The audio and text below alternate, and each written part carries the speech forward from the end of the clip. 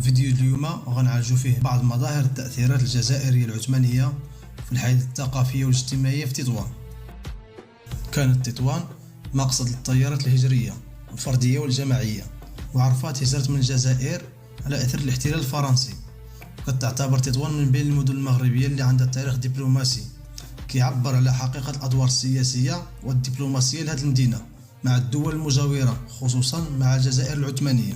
وبعض التأثيرات في الحياة الثقافية، كيقول المؤرخ التطواني محمد الرهوني: من المعلوم أن السكان تطوان مخلطين من عرب نازحين من الأندلس وبربر أصليين، والنازحين من النصارى واليهود وعرب الأندلس، وغيروا في اللغة العربية هيئة جديدة والصبغة من غير الصبغة ديالها الأصلية، كيف ما وقع في جميع البلاد العربية. خلطوها بالألفاظ التركية لنقل للمهاجر الجزائري من استولت الدولة الفرنسية اليوم عام 1246 هجرية. اختلاط الكلمات العثمانية بالكلمات العربية التطوانية زاد في الإغناء المفردات المغربية بالكلمات والألفاظ جديدة كتطلق بطبيعة الحال على الأشياء اللي كاع ما كيعرفوها المغاربة أو كاع ما سمعوهاش في حياتهم العادية قبل ما يتصلوا بالعثمانيين. من أهم الألفاظ والمصطلحات العثمانية اللي دخلت في المعجم اللغوي العامي لأهل تطوان اللي كتعتبر من أبرز التأثيرات الثقافية في المدينة. مثال: مصطلح إخوانجي، مصطلح كيتطلق على المؤرخين جماعة الإخوان المسلمين. مصطلح أطلس هو ثوب من الحرير. مصطلح بارود اللي هو مسحوق الرصاص. الباشا الحاكم أو الرئيس والي المدينة. مصطلح البوشمط اللي كيعني قطعة الخبز محمرين. البنديرة اللي كيعني علم البلد أو الراية. مصطلح براني اللي كيعني الغريب. المصطلح بورشمان اللي كيعني خيط الشرائط من الحرير أو الصوف. مصطلح بزاف اللي كيعني كثير. بسطام اللي كيعني المحفظة أو الكيس فيك يخبعوا الفلوس. بسطيلة هو نوع من الطعام، أغلبية الناس تطوان كينسبوا هذه الماكلة للأندلس. هو المصطلح البلار هو النوع من الزجاج الفاخر. المصطلح الجابادور هو نوع من اللباس للرجال. الخردة هي كتعني النفايات والبقايا اللي ما صلحاش. مصطلح الدربوقة اللي كيعني الطبل أو الدف. الدرويش اللي كيعني الإنسان اللي مسكين. مصطلح دغري اللي كيعني الإنسان الشريف المعتقل والعادل. الشاوش اللي كيعني العون أو الحارس.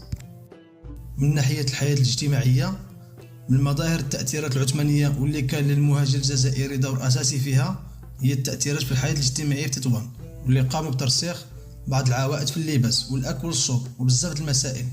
مثلا في اللباس، مصطلح القفطان هو نوع من اللباس الفضفاض كانوا كيلبسوه الرجال، وردات إشارة في الرسائل السلطانية المتبادلة بين السلطان عبد الرحمن بن هشام وقائد تطوان أشعاش كتدل على التطوانيين كانوا كيلبسوا القفطان.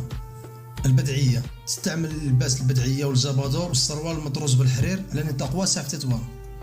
الفرجية كان من اختصاص العلماء. السبنية هي خرقة مربعة من الثوب. الشال هي خرقة بحال السبنية ولكن طويلة. إذا كان المجتمع التطواني تأثر ببعض الألبسة والمصطلحات اللغوية العثمانية، إذا حتى المائدة تأثرت بعض الأصناف والأطباق الجميلة من المأكولات والحلويات العثمانية والجزائرية. مثال: البسطيلة كتعتبر من الأطعمة الفاخرة اللي كتسخر بها المائدة التطوانية، وكاين اللي كيقول أنها أندلسية الأصل. الكفتة اللي هو اللحم المطحون اللي كيتشوى ولا كيتطبخ. تعودت البيوت التطوانية باش يشربوا القهوة المطبوخة بالطريقة الجزائرية العثمانية، وكان الرجل التطواني كيتردد على مقهى الجزائريين بالساحات الواسعة باش يشرب القهوة على يد القهوجي الجزائري. وحاولت المرأة التطوانية باش تتعلم تطيب القهوة، كان من عادة المرأة وباقي لدابا باش يقدموا القهوة في الصباح وفي المساء بطابع جزائري تطواني. منتصرات عادة شرب القهوة في المقاهي، وزاد إقبال على حرفة القهوجية، وبداو كيبانوا المقاهي البلدية على الطريقة العثمانية لأول مرة في المغرب. زيد على ذلك يدخل بعض الآلات الموسيقية للفن التطواني بحال الكمانجة والآلة الغيطة والدربوقة والطبل، وبزاف من الآلات اللي كانوا داخلين على الفن التطواني.